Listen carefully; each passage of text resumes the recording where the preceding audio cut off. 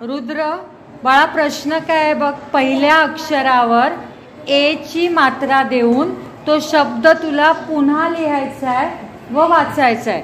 मग आपला शब्द काय? वाच. वडा. वडा. आता मग तो पुन्हा लिह. आधी शब्द लिह पुन्हा.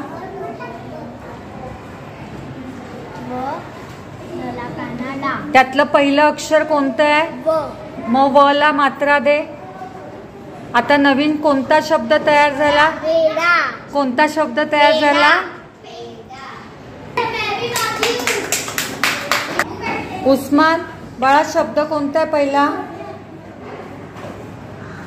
कडी.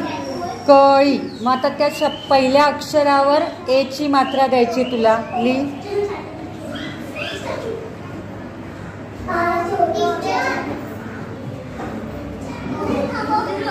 पहिल्या अक्षरावर आपण काय दिली बाळा? ए ची मात्रा. तर कोणता शब्द तयार झाला?